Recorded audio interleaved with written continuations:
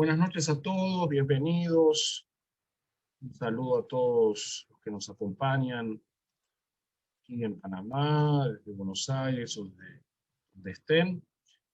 Un gusto poder tener este espacio de estudio eh, dedicado a la memoria de mi papá, Selnik, al cumplirse el tercer aniversario de su fallecimiento. Y esta es una tradición que yo al menos comencé cuando fue el primer año, y como la fecha de aniversario de 5 de Nisan, siempre justo antes de Pesaj, siempre es una buena excusa para partir y estudiar un rato juntos, eh, y cada año buscando una nueva perspectiva, un nuevo enfoque en relación a la fiesta de Pesaj, ¿no? Y entonces, este año, como comencé a planear esta clase, eh, y este es el flyer, el Midrash de los 4 hijos de la Agadá. Eh, Hablé con mis hermanas, les compartí la idea, y entonces mi hermana Norma se sumó con esta idea de incluir la idea de la propuesta de las 4 hijas de la Agadá, siempre con una lectura interesante, complementaria, que de alguna manera nos invita a reivindicar el rol de las mujeres en nuestra historia, en nuestra memoria y en nuestra celebración, en nuestra realidad. Y después sumió Yael también eh, para traer un bonus track sobre el tema de la copa de Miriam y la naranja en la que hará. Así que esa es un poco la propuesta para esta noche. Me pone muy contento poder compartir con mis hermanas este espacio. Creo que es la primera vez que estamos juntos enseñando, ¿no? Así que me da mucho gusto. Bueno, esta es la foto que compartí el año pasado. Eh, eh, este fue Esto fue en septiembre de 2017, si no me equivoco. Viajé a Buenos Aires y salimos juntos a caminar por Florida, que era una de las cosas que más le gustaba. Nos encontramos con mi cuñado Juli, ahí en el microcentro, y pasamos por la tienda de River. Esa es una de las pasiones que mi papá nos transmitió, y sacamos esta foto. Pero este año, como iba a hablar de los 4 hijos, encontré esta foto que es de 2014. Es en el apartamento de mis papás en el barrio de Belgrano. Ahí estamos los cuatro hijos. Ese era el juego en alusión a la propuesta de esta noche. Pero Norma me mandó esta foto, que es mucho mejor, me parece a mí. Esta foto es del año 75. Ya él está en un bebé de meses en los brazos de mi mamá, y ahí estoy yo, soy el que está sentado de brazos cruzados en actitud que ya conversaremos. Así que bueno, esa es un poco eh, la propuesta para esta noche. Y empiezo yo entonces hablando un poco de los 4 hijos de la Gada. El pasaje de los 4 hijos, creo que lo conocen todos, es muy familiar. Creo que todos se identifican en el momento de la Gadá con esa parte de la historia. Es de los textos que casi nadie saltea, porque eh, es parte de la esencia, del core, del ceder, y de alguna manera todos jugamos con esto de qué clase de hijo soy, ¿no? Entonces, como saben, la Gadá nos habla de 4 hijos: el hijo sabio, el hijo malvado, el hijo simple y aquel que no sabe preguntar, ¿no? La Gadá nos plantea una relación padre-hijo, a partir entonces de estas conversaciones sobre lo que pasó en Pesaj y nuestra celebración. Recuerden que el libro que usamos en Pesaj es la Agadá, que lo traducimos generalmente como relato, pero que está profundamente relacionado con la idea de Beigata Levinjaba Yomaú, ¿no? Y le dirás y le contarás a tu hijo en aquel día. Hay un mandato de contarle al hijo que se hace realidad en la experiencia del Seder, y por eso esta dinámica de los 4 hijos se vuelve tan valiosa, tan significativa y demás. Entonces, presten atención porque yo voy a empezar al revés. Una vez que identifiquemos y tengamos claro estos 4 hijos, voy a ir al origen, al Midrash anterior al texto que aparece en la Haggadá y tratar de analizar y sacar algunas conclusiones. Tenemos entonces cada uno de los hijos asociado a un versículo bíblico. ¿Sí? El hijo sabio, después lo vamos a analizar con más detalle, hace su pregunta sobre los aspectos, los detalles de la celebración. El malvado dice que es el ritual para ustedes, y si ustedes lo aleja él de la comunidad. El simple dice que es esto, y finalmente aquel que no sabe preguntar le corresponde al padre iniciar la conversación en base a lo que dice el versículo, ¿no? Y le contarás a tu hijo en aquel día diciendo. Entonces tengan en la presente, en la memoria, este orden: hijo sabio, hijo malvado, hijo simple, y el que no sabe preguntar. Y vamos al texto de del Midrash. La Mejilta de Rabbi Ishmael es un Midrash del siglo III, de los Midrashim más antiguos, un Midrash Halajá, y ahí es donde aparece el texto por primera vez. Y fíjense que lo que trae el Midrash de la Mejilta es más o menos el mismo texto. Digo más o menos porque, en primer lugar, en lugar de hijo simple hay un hijo tonto, la palabra hebrea es tipesh, y el orden es diferente. En el anterior dijimos, en la Haggadá tenemos el sabio, el malvado, el simple y el que no sabe preguntar, y aquí tenemos el sabio, el tonto, el malvado y aquel que no sabe preguntar. Es decir, el simple no existe todavía, aparece como tipesh, como tonto, posiblemente estén relacionadas ambas ideas, y algunos sugieren que fue cuando el Seder se volvió una celebración en el hogar, más familiar, cuando se cuidó un poco el lenguaje y entonces se cambió en donde dice tipesh, que se puso tam. Y el orden, que no es un detalle menor, donde aparece el sabio y después el tonto y en tercer lugar el malvado, a diferencia de nuestra Haggadá que plantea al malvado en segundo. Vamos a analizar el primero de los hijos, el Jajam. Entonces, ¿qué pregunta el Jajam? El texto está tomado del libro de Devarim, Deuteronomio, el capítulo 6, que son los testimonios, los estatutos y las leyes que Adonai nuestro Dios nos ordenó. Ahí abajo tienen el versículo completo. Y lo sorprendente es que la respuesta no es la respuesta que da la Torá. La Torá dice: dirás a tu hijo, fuimos esclavos de Faraón en Egipto y Adonai nos sacó de Egipto con mano fuerte. No es eso lo que el Midrash responde. El Midrash dice: habrás de instruirlo en las leyes de Pesaj, hasta la que dice que no se agrega después de comer el Pesaj el afán. ¿Y por qué esto nos llama la atención? Porque si vamos, por ejemplo, al segundo hijo, y después vuelvo al primero, vemos que el hijo tonto está literalmente tomado el diálogo de la Torá. El capítulo 13 del libro de Shemot, del Éxodo, dice: y cuando el día de mañana te pregunte tu hijo qué significa esto, le dirás: con mano fuerte nos sacó Adonai de Egipto, de la casa de esclavos. En este caso está la pregunta y está la respuesta tal como aparece en la Torá. Ahora bien, fíjense qué interesante. Si comparamos los dos versículos de los primeros dos hijos, el sabio y el tonto, encontramos la semilla que da origen a este Midrash. Porque lo que plantea el Midrash es que hay dos versículos donde el hijo le pregunta al padre.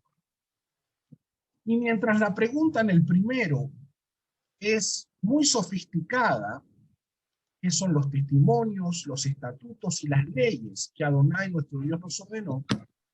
La segunda es una pregunta muy básica. ¿Qué significa esto? Y aquí concluyen los sabios, podríamos decir, que no puede tratarse del mismo hijo. No es como en otras situaciones una versión diferente de un mismo relato, sino que construyen esta idea de que tienen que ser hijos diferentes. Hay una brecha significativa en lo conceptual y en el nivel del cuestionamiento. Por eso entonces esta idea de catalogar o etiquetar o describir distintos tipos de hijos. Volvamos al primero y a la respuesta. Dijimos que la respuesta no aparece en la Torá, o mejor dicho, no es la que la Torá da. Al sabio la respuesta tiene dos partes, ¿no? Es la de instruirlo en las leyes de Pesaj, ¿sí? Incluida aquella ley que dice que no se agrega después de comer el Pesaj el afikoman. Y aquí esta ley es complicada de entender porque esta ley que aparece en la Mishnah nos confunde por el término afikoman, que nosotros lo tenemos familiarizado con el pedazo de matzá que comemos para cerrar la cena. ¿Ok? Ahí está. En cualquier Agadá pueden encontrar este texto, que pregunta al hijo sabio, qué significan los estatutos, las leyes, las reglas, el versículo de la Torá. Deberías explicarle acerca de todas las leyes de Pesaj, incluyendo la regla que nada debe comerse después de la afikoman. Y esto nos obliga o nos invita a un paréntesis para hablar un minuto de qué es el afikoman y por qué la regla de la Mishnah que cita la Agadá, y no le hagamos caso a los traductores, es Ein maftirim ahara Pesaj afikoman. No se agrega después de comer el Pesaj el afikoman. Y la pregunta del millón es, ¿qué es el afikoman?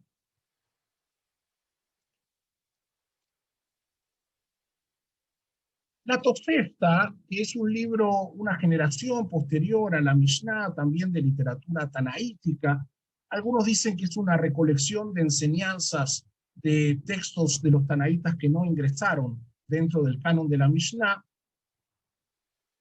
empieza a dar una posible respuesta.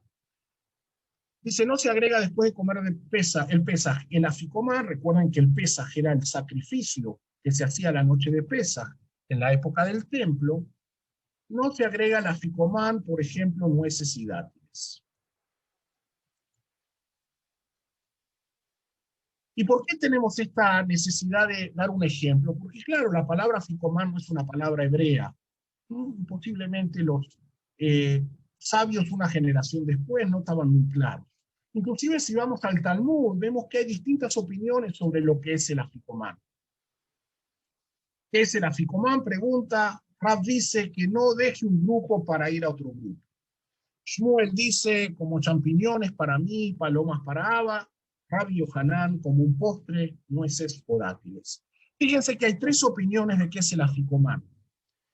La última, la de Rabbi Yohanan, es la que vimos en la Tosefta. El postre, cosas dulces de postre.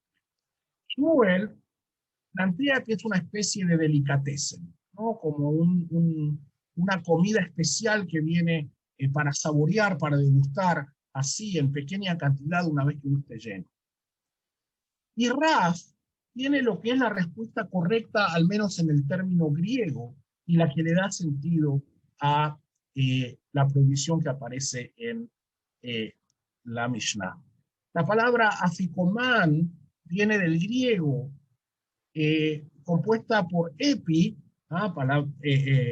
prefijo famoso en estos tiempos de epidemia, que quiere decir sobre, ¿no? Por encima de o después de. Y la segunda parte, ese común, viene algo así como comedia, ¿ok? El entretenimiento. ¿Y a qué se refiere? Se refiere a la práctica que la podemos encontrar en la cultura grecorromana de seguir celebrando después de terminar el banquete.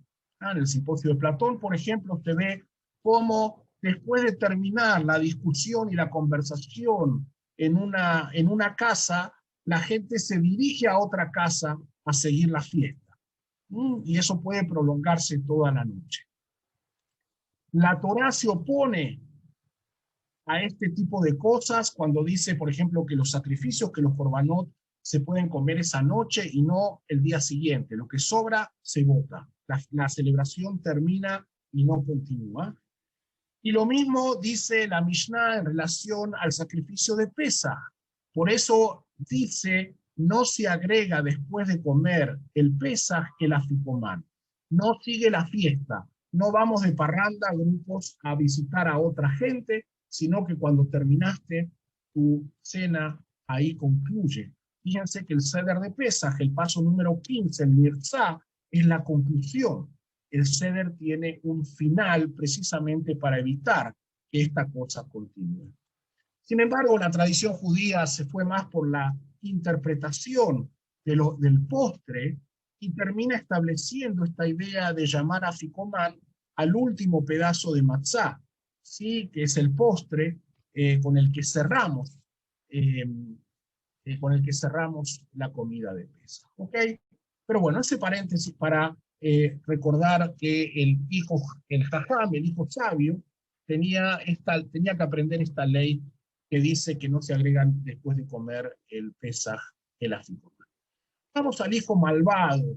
El hebreo usa el término rasha, algunas Agadot prefieren el término rebelde, que por ahí no es tan duro, ¿no? El malvado es un texto intenso, es un concepto duro. ¿Y cuál es la lógica del Midrash? Es que la palabra clave es ustedes. Pero si leemos el texto en la Torá, del cual está sacado este versículo, encontramos dos cosas. La primera, que está en plural, cuando os pregunten vuestros hijos, y el Midrash no hace ninguna reflexión al respecto. Pero la respuesta es la más normal del mundo. Este es el sacrificio de Pesaj de Adonai, que pasó de largo por la casa de los israelitas en Egipto cuando hirió a los egipcios y salvó nuestras vidas. En el pshat, en el sentido literal de la palabra, aquí no hay ningún problema. Sin embargo, en el Midrash, el énfasis está en la expresión ustedes, que es este ritual para ustedes. Él se excluye de la celebración. Por eso la elección de la respuesta otra vez no es la respuesta que aparece en la Torá. La respuesta, como pueden ver, es otro versículo de otro pasaje.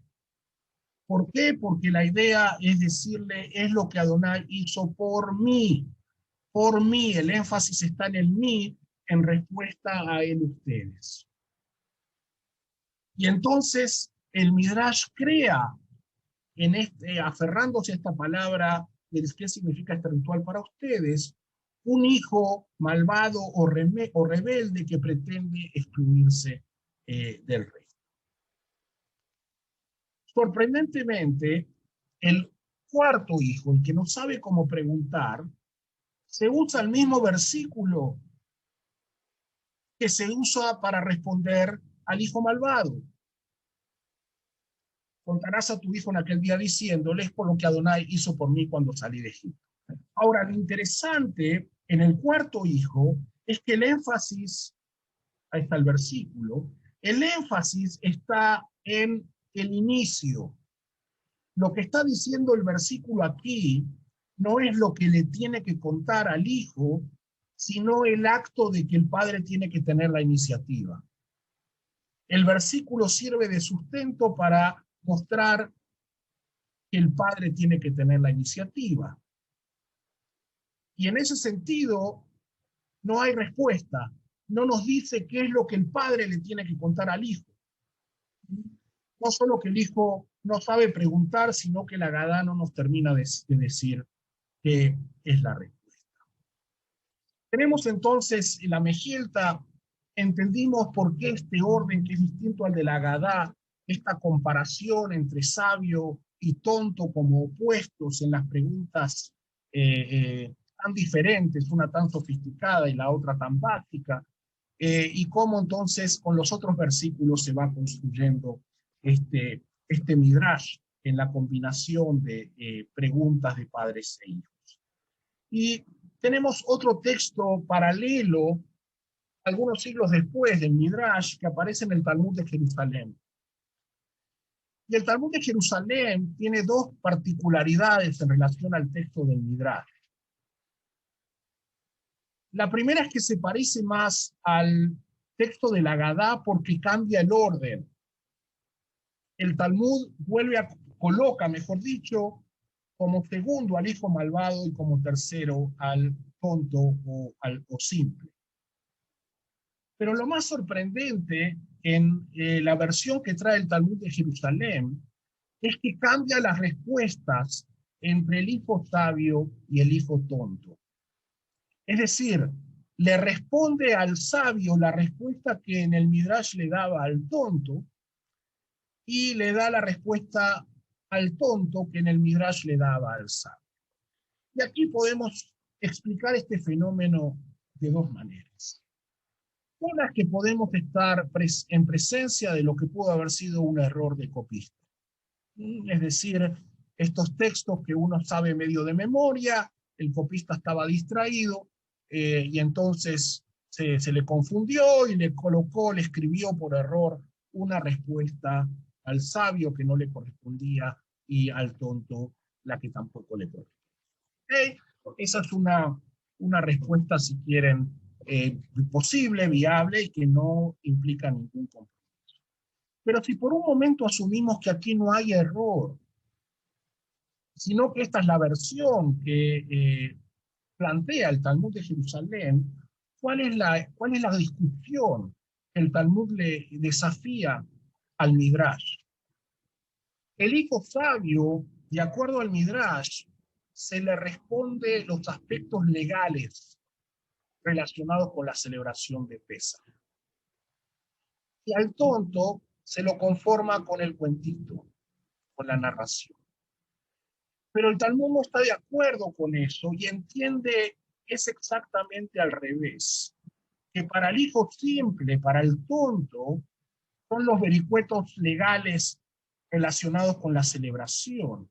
Y la verdadera pregunta de la noche, el verdadero desafío intelectual de la noche, tiene que ver con la historia, tiene que ver con la memoria, tiene que ver con el relato que construye identidad. En este sentido, el Talmud se subleva ante la opinión del Midrash, que considera que la sabiduría o la sofisticación está en los aspectos legales y que el relato queda para las cosas simples, y nos invita a modificar esta percepción y entender que esta noche se trata exactamente de lo contrario. Un par de cosas para ir finalizando. El origen de este Midrash está en una frase que aparece en la Mishnah. En el último capítulo del Tratado de Pesajim, donde aparece la semilla, la base de lo que era el Seder en la época de los Tanaítas, después del Manishtaná, aparece la frase que viene en amarillo: de acuerdo con la capacidad del hijo, su padre le enseña. Eso es todo. Pero la Mishnah sienta este principio pedagógico de entender que la respuesta no es igual para cada hijo, sino que hay que adaptarse a la capacidad, a la realidad, a la necesidad de cada uno. Y sorprendentemente se encontró en la Gnisá del Cairo que las Agadot que venían de la tierra de Israel no tenían el Midrash de los 4 hijos, no tenían el relato de los 4 hijos, simplemente aparecía esta frase que, citando a la Mishnah, inmediatamente después del Manishtaná. Y si vamos a nuestra Agadá hoy en día, ven que los 4 hijos vienen un poco después. Viene el Manishtaná y después viene el Abadim Haim. Y eso quizás tenga que ver con el versículo del hijo inteligente, que la respuesta al hijo inteligente era: dirás a tu hijo, fuimos esclavos de Faraón en Egipto. Es decir, la respuesta que se le priva al hijo inteligente para hablarle de otras cosas, que no sigue la continuidad de la Torá, aparece en la continuación de la Agadá cuando el texto nos trae que Abadim Ainu le paró de Mitzrayim, que fuimos esclavos del faraón en Egipto. Y la última pregunta para esta noche, de mi parte al menos, es ¿por qué 4 hijos? Y si van a leer cualquier artículo, cualquier comentario, lo que dicen siempre es que la respuesta es obvia, porque en 4 pasajes aparece esta relación de los hijos preguntándole o la invitación a que el padre le cuente al hijo la celebración de Pesaj. No son los 4 versículos que vimos en los 4 hijos, así que podrían pensar que esta pregunta es superficial. Pero les sorprenderá saber que hay un 5º versículo en la Torá y hay otro fuera de la Torá que también hacen referencia a esta dinámica de padre e hijo.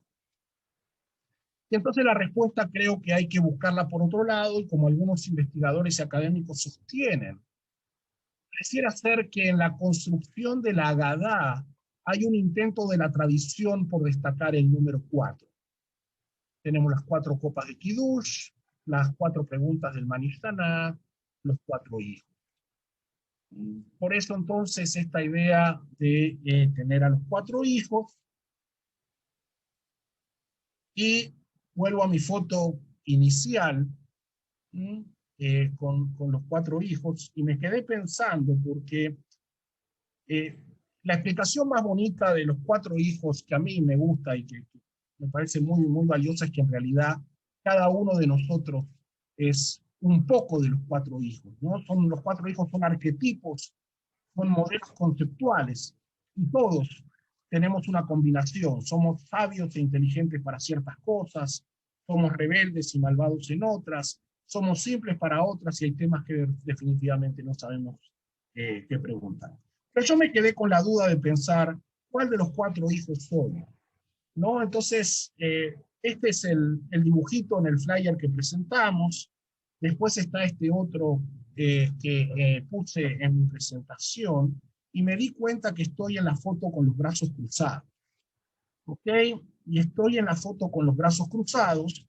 Eso significa que puedo ser el hijo simple, puedo ser el inteligente, o puedo ser también el hijo malvado, ¿no? La respuesta la dejamos para otro día. Bueno, hasta aquí lo que quería compartir de los 4 hijos de la Agadá, y le paso a Norma entonces.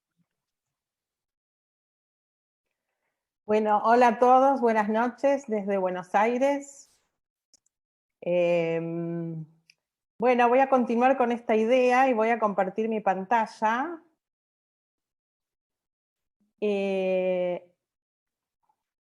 Minuto.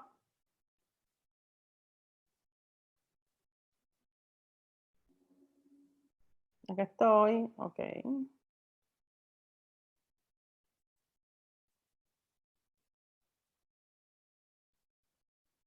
Ok. ¿Está todo bien? ¿Están viendo mi pantalla? Sí, sí. Muy bien. Bueno,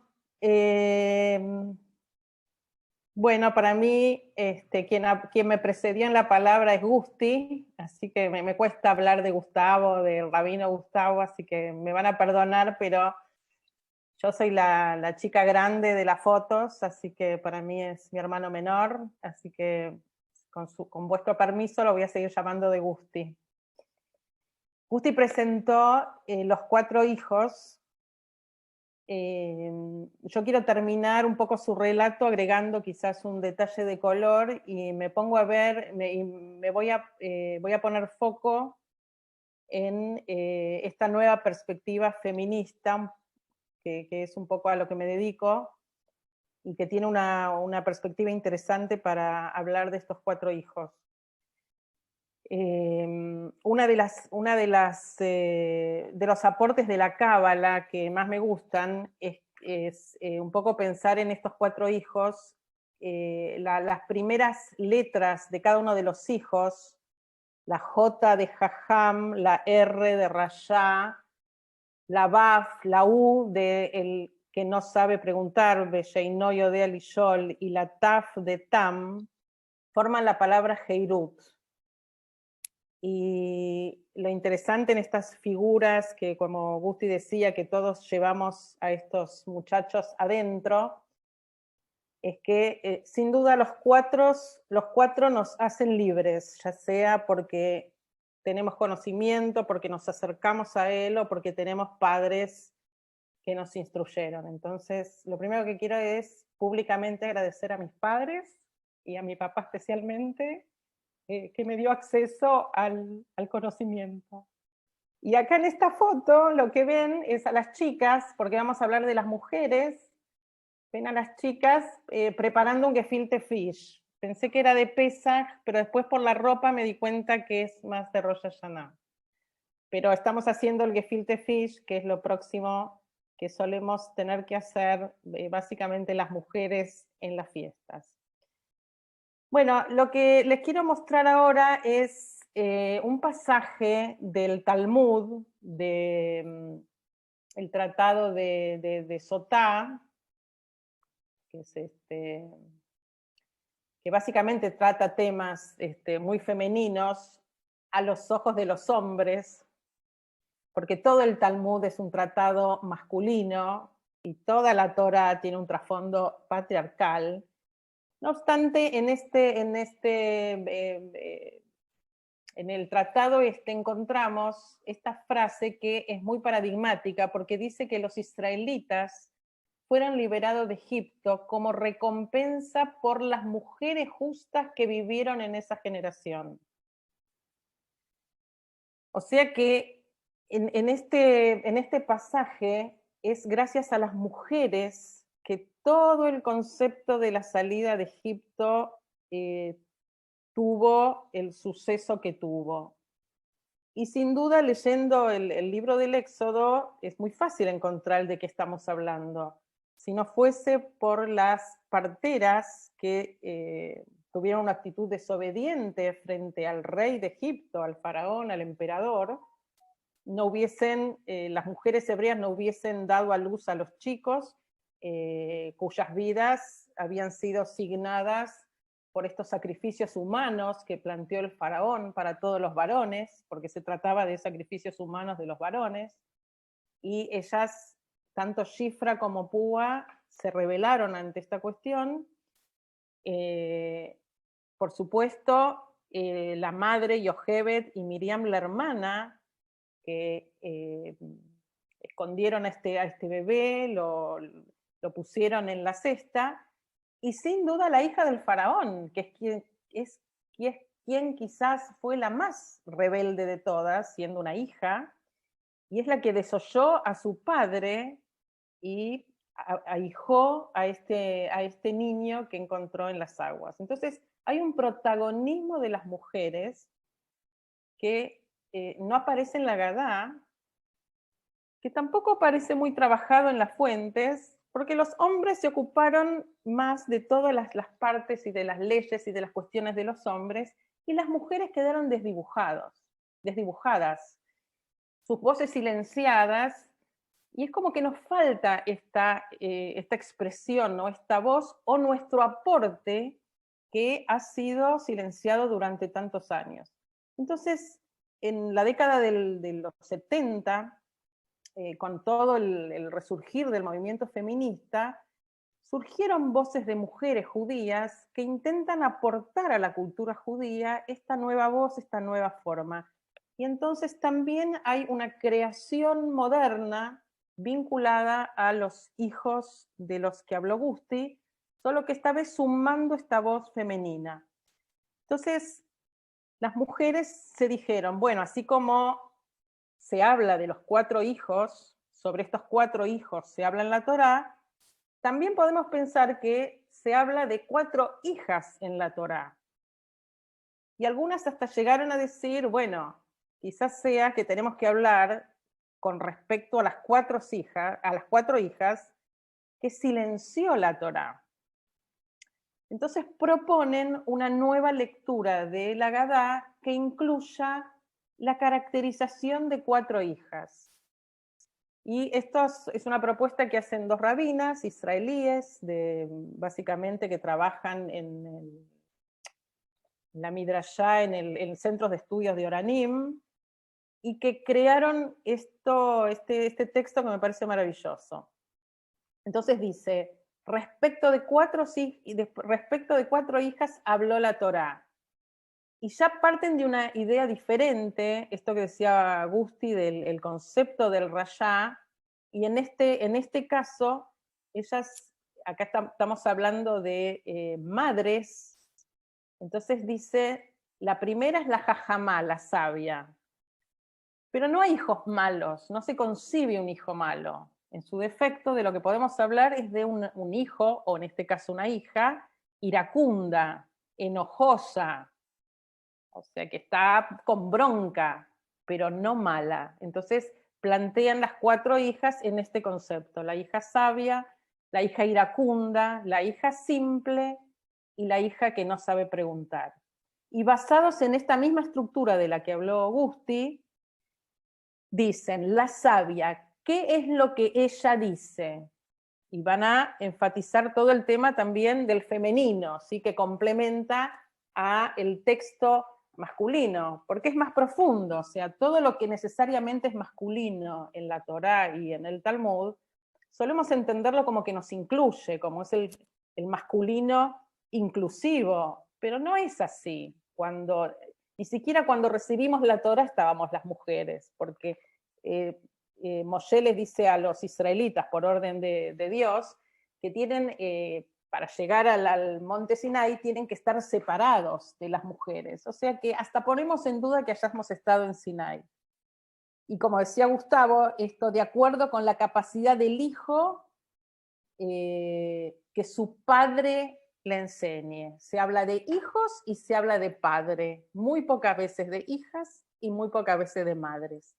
Entonces, lo que ellas plantean acá dice, la sabia pregunta, y es la misma pregunta en un comienzo, que son estos testimonios, las leyes y las reglas.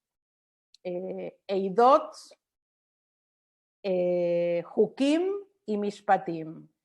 Y no es que recibieron, sino que nos legaron, y también incluyen a los patriarcas y a las matriarcas.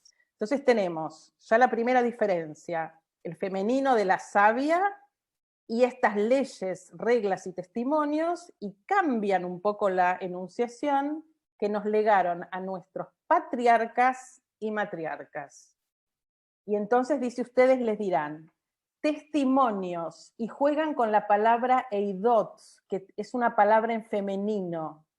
Entonces dice, ¿a qué se refiere con la palabra testimonios? Porque nuestras matriarcas fueron también testigos del mismo milagro. O sea, eidot, el femenino, alude a que las mujeres también fueron parte de ese milagro, que pareciera quedar reducido a la égida de los masculinos.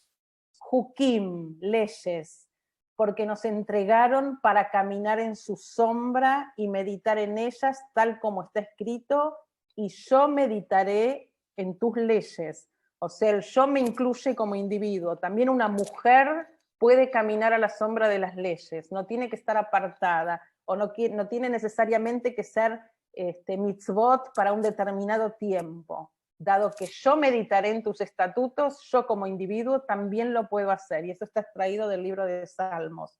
Y los mishpatim, las reglas, y ahí juega con un acróstico. La palabra mishpatim, dice la M de milim, por las palabras, la shin de shirah, poesía, la tetz la F, la P de Parshanut Mithadesh, o sea, es un acróstico. Entonces dice, Mishpatim, ¿por qué nos da a las mujeres? También, o sea, ¿por qué tenemos que ir con las reglas? Por este acróstico, porque son las palabras, las poesías, la interpretación renovada, y por la mejora y el tikkun en las que estamos encomendadas las mujeres. Entonces, esta nueva versión plantea el mismo concepto de los textos tradicionales, pero les agregan esta concepción de lo femenino, ya sea por el juego de palabras que hacen o por los versículos que traen. Dice la iracunda. ¿La iracunda qué dice? ¿Qué significa este ritual para nosotros? No hace falta excluirse como en el texto tradicional. Simplemente con qué significa este ritual. Está cuestionando este ritual, es rebelde, está enojado con esto, pero es para nosotros, está dentro. Esta hija está dentro también, no es que se excluye. Entonces, acá también tenemos otro concepto. Dice, entonces ustedes, en el texto original es atap, taj, sos el padre, vos le tenés que decir, porque está hablando del padre varón. En este concepto femenino, digamos, o feminista, estamos incluyendo el concepto de padres. Son los padres responsables, no solo el padre varón, son los padres. Entonces dice, cuando esta chica iracunda, esta chica que está enojada, les dice, ¿qué significa este ritual para nosotros? Está cuestionando el ritual. Ustedes entonces, dice, abrirán sus brazos sobre ellas y le dirán, tú también tienes parte en esta noche del Éxodo, o sea, no te podés excluir, también es tuya esta noche. Como está escrito, los israelitas fueron redimidos de Egipto como recompensa por las mujeres justas, y vos sos una mujer, y también tu voz merece ser escuchada con regocijo en el cántico de la liberación, tal como se dice respecto de Miriam la profetisa, y todas las mujeres salieron tras ellas con panderas y con danzas. O sea, también acá trae en este texto el versículo que se habla de las mujeres en el Éxodo que acompañan a Miriam en el canto, y trae lo que les dije antes del Talmud Babli, esto donde dice que es recompensa por las mujeres justas que salimos de Egipto. A la simple, ¿qué pregunta a la simple? ¿Qué es? Ni siquiera sabe de qué va. No dice de qué es este ritual, sino de qué es. No, ni siquiera puede preguntar. Entonces, ¿qué le dicen? También en plural, son los padres los que educan a esta niña. En cada generación está obligado Adán, el ser humano, a verse a sí mismo como si él hubiese salido de Egipto.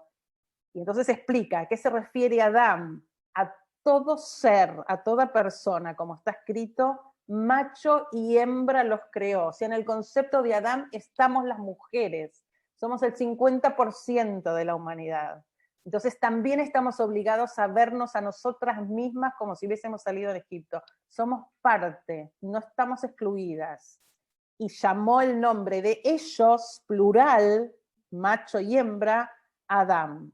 ¿Y por qué dice a sí mismo? Sigue el texto, porque cada uno y una de nosotros contiene una tierra de Egipto, Mitzrayim, a lo que estamos obligados, juega con la palabra Matsui, Matzah, Mitzrayim, estamos obligados a reconocer ese Egipto que tenemos adentro, que estamos obligados a hacerlo salir a ese Egipto y debemos sacar de nuestro interior ese Egipto. Esta es la simple, la ayudamos a sentirse parte. Sos parte porque tenés a Mitzrayim adentro, vos también, no te podés sentir afuera.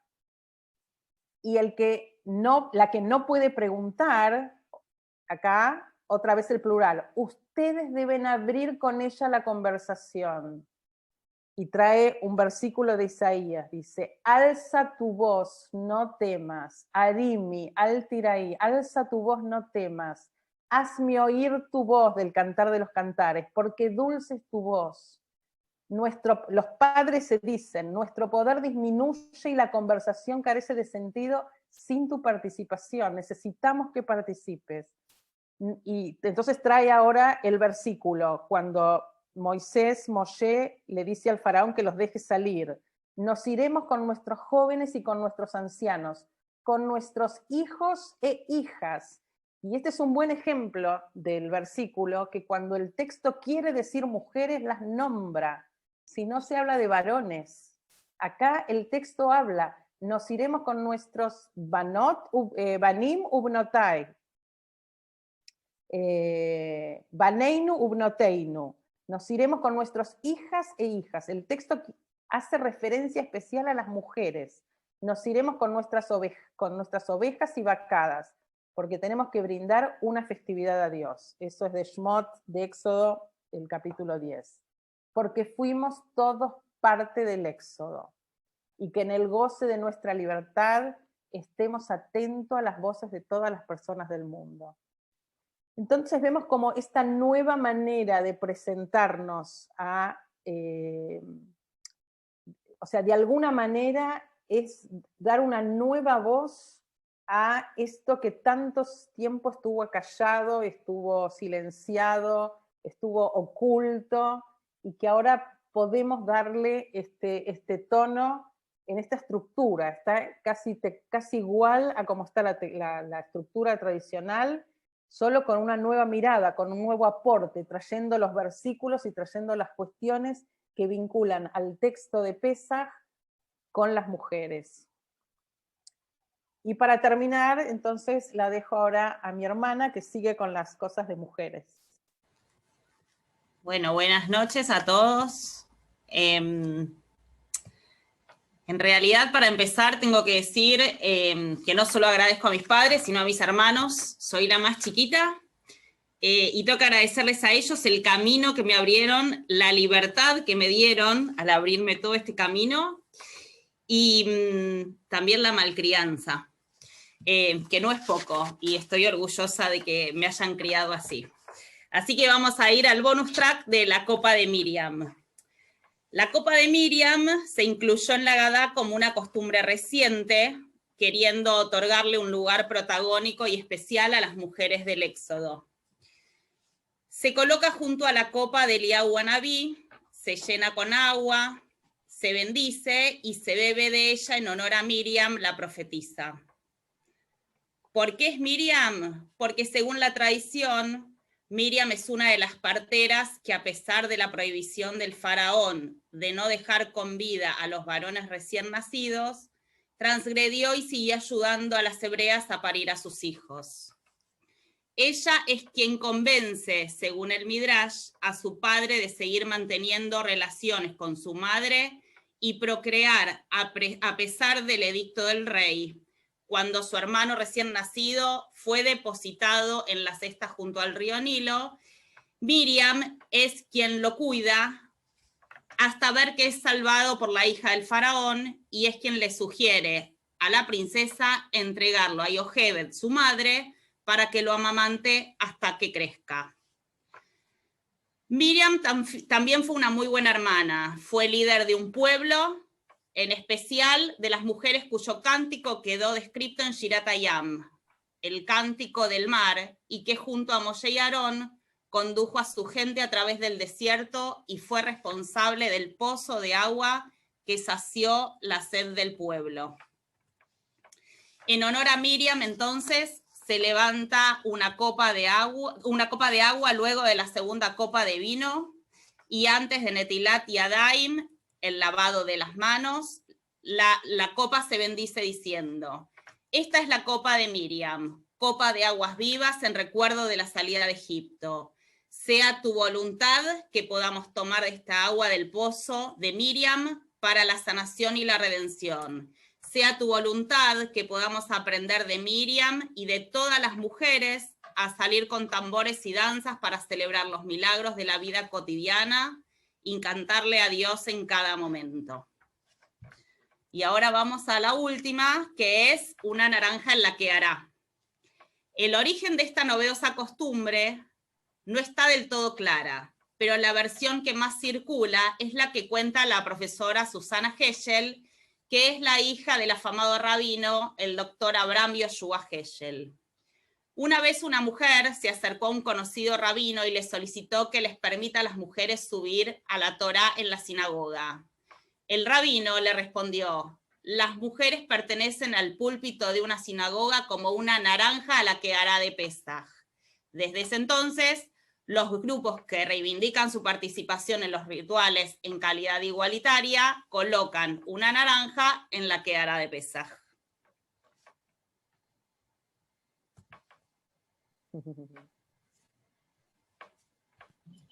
Bueno, muy bien Norma, muy bien Yael. Los Kraselnik tenemos un gen lacrimógeno, creo que se dieron cuenta, y buen sentido del humor también, ¿no? Así que creo que este Pesaj, todavía en pandemia y con nuestra burbuja familiar. Espero que este material pueda ser de utilidad para conversar durante el Seder.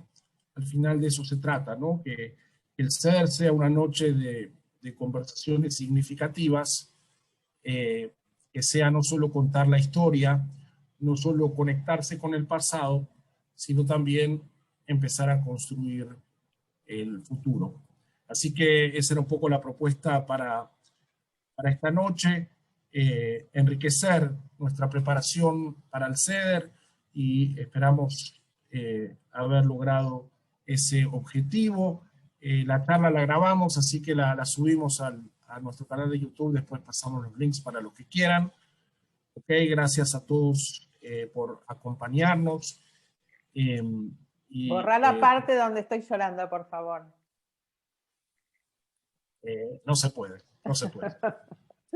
Así que bueno, gracias a todos, y como dije al principio, para nosotros es importante como homenaje a mi papá, y que la virtualidad, esta virtualidad que nos complica tanto la vida, también nos da la posibilidad en este caso de haber estado juntos a pesar de la distancia.